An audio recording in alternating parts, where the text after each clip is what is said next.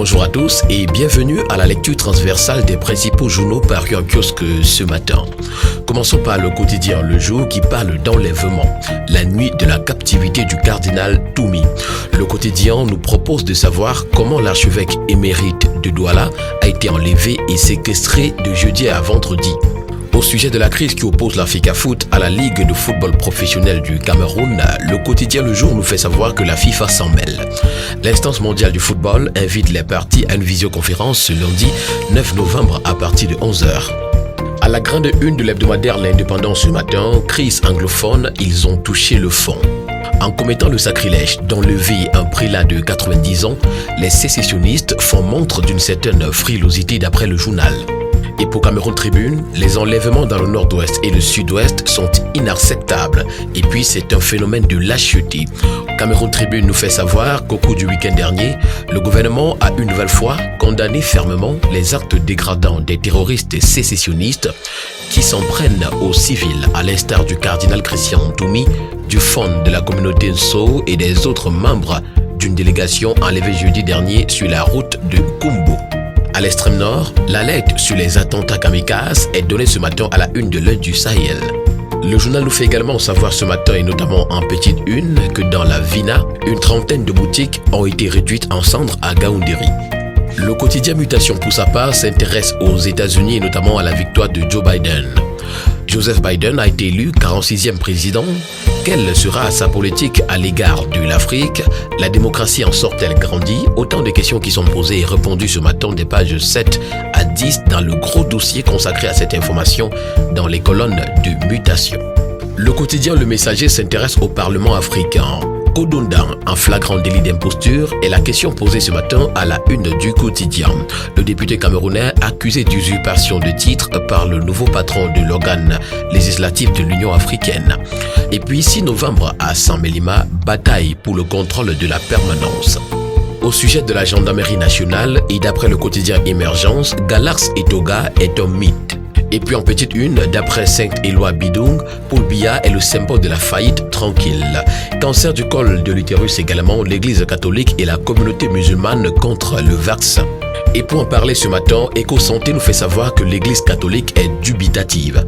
D'après le président de la conférence épiscopale nationale du Cameroun, Abraham Koné, le caractère extrêmement délicat de ce vaccin mérite et exige une profonde réflexion aussi bien scientifique qu'éthique avant son autorisation dans les formations sanitaires des églises catholiques. Le ministère de la Santé publique est fortement interpellé à apporter plus de précisions techniques et scientifiques sur ce sujet qui divise l'opinion. À la une du journal Repère ce matin, placement financier illicite, le ministère des Finances corrige la copie de la COSUMAF. Alors que la commission de surveillance du marché financier de l'Afrique centrale, la COSUMAF, a épinglé 14 structures collectant illégalement l'épargne des Camerounais, le ministre des Finances en a débusqué 17 qu'il a aussitôt interdites. Le Reporter Hebdo titre en grande une ce matin à Bimté au sujet du parcours Vita de Gaoundéry.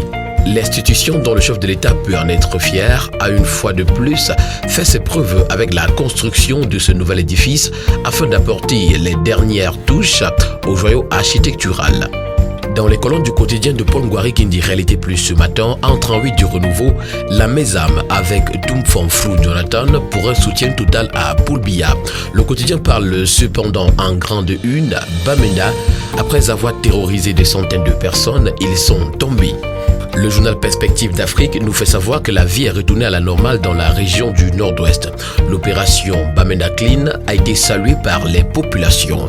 Le quotidien pour sa part, opération Bamenda Clean, les balises d'une paix durable au Nord-Ouest.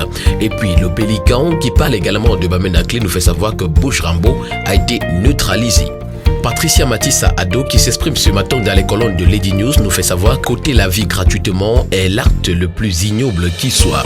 Pour le bi-hebdomadaire L'étudiant également, non au massacre de l'école. Le quotidien Essingan ce matin parle de la révolte de Betaréouya contre Séraphin Fouda. Le SGPM a décidé du reclassement de certaines forêts de la localité en unités forestières d'aménagement contre les intérêts des populations riveraines qui veulent voir leur patrimoine forestier constitué en forêt communautaire, nous fait savoir ce matin le quotidien. Un journaliste échappe à un lynchage à la CNPS est le titre brandi ce matin par le journal Le Zénith qui parle de péril sur la liberté de la presse. Le jeune journaliste présenté à la grande une du journal Le Zénith ce matin en a pris pour son grade pour s'être présenté alors qu'il ne l'est pas comme reporter de Le Zénith. Le journal à caractère satirique Le Popoli parle de Saint-Mélima ce matin et nous fait savoir qu'un député RDPC a tenté d'empêcher la fête à Biya. Également, Samuel Eto'o a été victime d'un accident. L'intégration qui est un kiosque parle de présidentielle américaine et ivoirienne vue d'Afrique centrale. Les hauts et les bas en procès. Et puis crise anglophone, un faune assassiné, un autre en captivité. Le quotidien de l'économie au sujet de la gouvernance parle des préalables pour le développement de l'industrie pharmaceutique au Cameroun. Dans le projet de loi de finances 2021, il est prévu d'exonérer les taxes et droits de douane sur les intrants importés destinés à ce secteur pour le rendre compétitif. Ecomatin nous informe ce jour au sujet des règlements d'échange que les pétroliers font encore reculer la BIAC. Et la voix du centre qui parle de cette même BIAC parle de talon d'Achille. Le gouverneur de la Banque des États de l'Afrique centrale poursuit le promoteur du blog Makaila.fr pour diffamation en France. Un procès qui, par ricochet, ramène au devant de la scène des accusations de népotisme contre ce proche parent du président tchadien. Horizon Magazine Plus s'intéresse à la libération de Marafa Hamidou Yahya et parle de l'appel pressant du think tank Open Africa au président Paul Biya. Sous la houlette de son délégué général, Dalani Mahaman, l'organisation se mobilise à Paris et implore la bienveillance du président Paul Biya pour la libération de Marafa Hamidou Yahya, condamné à 25 ans de prison. D'après l'édition spéciale de l'Albatros parue ce matin, entre un 8 du renouveau, Paul Biya, la force qui revient de l'expérience. Et puis, fourniture de l'énergie électrique, une autre importante acquisition a été faite par Sonatrel. Mesdames et messieurs, c'est avec cette information que nous mettons un terme à cette autre édition de la Revue de la Presse. Merci de l'avoir suivi et surtout rendez-vous demain pour une nouvelle édition. Bonne journée à tous.